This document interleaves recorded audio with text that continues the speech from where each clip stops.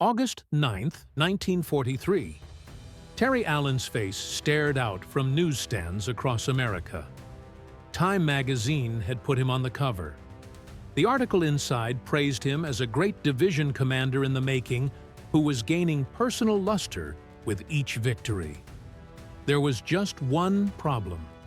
By the time that magazine hit the stands, Terry Allen was already unemployed. 2 days earlier, Omar Bradley had fired him. Allen had just captured Troina in one of the bloodiest engagements of the Sicilian campaign.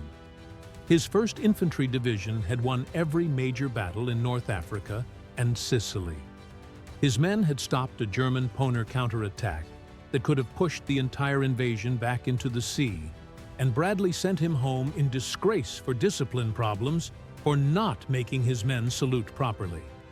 Now, Allen was on a transport ship headed back to the United States, while American newsstand celebrated him as one of the Army's best combat leaders. Think about that timing. Bradley fires the guy on August 7th. Time magazine hits newsstands on August 9th with Allen on the cover. Bradley had just relieved the general America was calling a hero. That's not a good look. But it was about to get worse for Bradley because George Marshall, the Army Chief of Staff, was watching. And Marshall was about to give Terry Allen something Bradley never expected: a second chance. Terry Allen arrived at West Point in 1907 with military service in his blood. His father was an Army colonel. His grandfather had fought at Gettysburg in the Garibaldi Guard. 4 generations of his family had worn the uniform. But Allen was different from the polished cadets around him. He had severe dyslexia that made reading agonizing. He compensated by memorizing everything, but academic work was a constant struggle. He failed out of West Point twice. Most men would have taken the hint. The Army didn't want them. Find another career. Move on. Allen enrolled at Catholic University in Washington, completed ROC, and entered the Army as a commissioned officer through the back door in 1912. The regular Army officers looked down on him. He wasn't one of them. He hadn't earned his commission the proper way. Allen didn't care. He was exactly where he wanted to be. And he would spend the next 30 years proving that West Point grades meant nothing when bullets started flying. World War I turned Terry Allen into a legend among enlisted men and a headache for his superiors. He commanded an infantry battalion at age 30. He led patrols personally into no man's land when regulations said battalion commanders should stay behind the lines. A machine gun bullet tore through his jaw during the Meuse-Argonne offensive. Most officers would have accepted the medical evacuation. Allen talked the doctors into sending him back to his unit before the wound fully healed. He showed up at the front line still bleeding. His men didn't know whether to be inspired or concerned. They settled on both. His superiors found him impossible. He drank too much. He ignored regulations he thought were stupid. He treated military ceremony as a waste of time that could be spent training. But he won. Every engagement his battalion fought ended in American victory. After the armistice, Allen returned to the peacetime army. He bounced between cavalry posts, got into trouble, got out of trouble, and built a reputation as the officer you wanted in a fight and nowhere else. Then George Marshall noticed him. By 1940, Lieutenant Colonel Terry Allen was being chewed out by his regimental commander and facing possible court-martial for yet another incident. Then a telegram arrived. Allen had been promoted to brigadier general, skipping the permanent rank of colonel entirely. George Marshall had personally intervened. The Army Chief of Staff was rebuilding the military for the war he knew was coming. He needed combat leaders, not parade ground officers. Marshall wrote that Allen was outstanding as a leader who could do anything with men and officers, though unprepossessing in appearance and apparently casual in manner. Other generals thought Marshall was insane. Allen was a drunk and a troublemaker who had failed out of West Point twice. Marshall saw something else. He saw a man who understood that wars were won by soldiers who would follow their commander anywhere, not soldiers who could march in straight lines. In May 1942, Marshall gave Allen command of the 1st Infantry Division, the Big Red One. It was one of the most coveted assignments in the Army. Allen was about to meet the man who would try to destroy his career. Major General Omar Bradley was everything Terry Allen was not. Bradley had graduated from West Point. He was methodical, careful, and obsessed with proper military procedure. He believed discipline and order were the foundations of an effective fighting force. When Bradley took command of 2nd Corps in North Africa, he inherited Allen's 1st Division. What he saw appalled him. The soldiers of the Big Red One didn't salute properly. Their uniforms were dirty. They brawled in rear area towns and treated military police as enemies rather than authority figures. Bradley wrote that Allen's division had left a trail of looted wine shops and outraged mayors across North Africa. Here's what Bradley didn't write about. When German pawns attacked at Kasserine Pass and American units collapsed in panic, Allen's division held. When 2nd Corps needed to counterattack, Allen's men led the assault. Bradley admitted that none excelled the unpredictable Terry Allen in the leadership of troops. But he said it through gritted teeth. Think about what Bradley was really saying. Allen was the best combat leader in the Corps, but his men didn't salute properly, and to Bradley, that mattered more. Terry Allen learned something in North Africa that would define the rest of his career. Night attacks worked. During the day, German artillery and machine guns turned every advance into a bloodbath. American troops had to cross open ground against defenders who could see every movement. But at night, the equation changed. German gunners couldn't hit what they couldn't see. American infantry could close the distance before defenders knew they were coming. Allen started training his division in night operations. Not the standard 8 to 12 hours per week the Army required, more like 30 to 35 hours. His men practiced moving in complete darkness. They learned to navigate by compass and stars. They rehearsed attacks until they could execute them without speaking. The results were immediate. At El Gatter, Allen's night assaults caught German units completely off guard. The 10th Poner Division was forced to withdraw after taking heavy casualties against positions they couldn't see to attack. Bradley watched Allen's victories pile up. The discipline problems continued, and so did Bradley's determination to do something about them. In July 1943, the Allies invaded Sicily. George Patton commanded the American 7th Army. Bernard Montgomery commanded the British 8th Army. Patton specifically requested Allen's 1st Division for the most difficult landing at Gela. He knew Allen's men could handle it. They landed on July 10th. Within hours, German pawns from the Hermann Göring Division counterattacked with 90 tanks, trying to push the Americans back into the sea. Allen's division stopped them. Bradley later made an extraordinary admission. He questioned whether any other division could have repelled that charge in time to save the beach. Let that satisfying admission sink in. Bradley, the man who would fire Allen, admitted that Allen's division might have been the only unit capable of saving the Sicilian invasion. But Allen wasn't satisfied with just holding the beach. He pushed inland aggressively, cracking the German defensive center to allow Patton's army to race Montgomery toward Messina. His troops were exhausted. Casualties mounted. Allen drove them harder. On August the 6th, after 6 days of brutal fighting, Allen's division captured the town of Troina.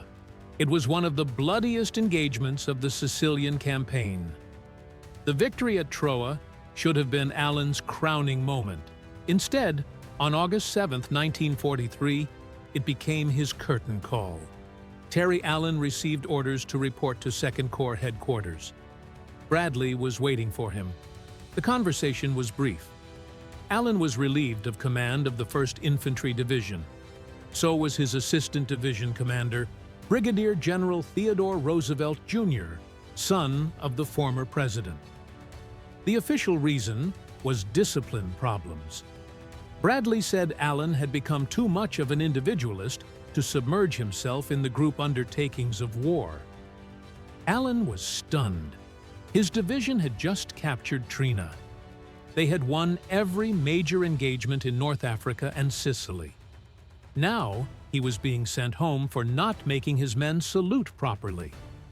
He didn't know that Time magazine had already sent their August 9th issue to print with his face on the cover. He didn't know that while he sailed home in disgrace, American newsstands would be celebrating him as one of the Army's best combat leaders. All he knew was that his career was over. George Patton was furious when he learned what Bradley had done. Patton and Allen had argued constantly. They insulted each other over tactics and leadership styles. They were not friends. But Patton recognized what Allen had built. And Patton had no patience for generals who cared more about salutes than victories. When Eisenhower gave a lecture criticizing the poor discipline of Allen's division, Patton interrupted him in front of the entire staff. He told Eisenhower he was mistaken, and that no one whips a dog before putting him into a fight. It didn't matter. Eisenhower backed Bradley's decision. Allen was finished. The men of the 1st Division took the news hard. They weren't just losing a general. They were losing the man who had eaten in their mess lines and walked their perimeter wires at night. Allen boarded a transport ship back to the United States. He didn't look like a conqueror. He looked like a man whose heart had been cut out. At 55 years old, the Army had told him he was obsolete. He didn't know that George Marshall was watching. October 15, 1943. Terry Allen stood before a formation of soldiers at Camp Adair, Oregon. These weren't the battle-age-hardened veterans of the Big Red One. These were draftees and recent enlistees who had never heard a shot fired in anger. The 104th Infantry Division, nicknamed the Timberwolves. George Marshall had intervened again. Just 2 months after Bradley declared Allen unfit to command, Marshall gave him a 2nd Division. 2 months. Bradley fires the guy, and Marshall hands him another division before the paperwork is dry. Marshall's message was clear. He didn't care what Bradley thought. He didn't need a diplomat. He needed a brawler. Allen looked at the raw troops in front of him and saw potential. He would build this division from nothing. He would train them in the tactics that had terrified Germans in North Africa and Sicily. And he would prove that Bradley had made the worst personnel decision of the war. The training began that afternoon. Allen transformed the 104th Division into something the Army had never seen. He immediately reinstated the brutal training regimen he had perfected in North Africa. While standard divisions trained for daylight, the Timberwolves lived in the dark.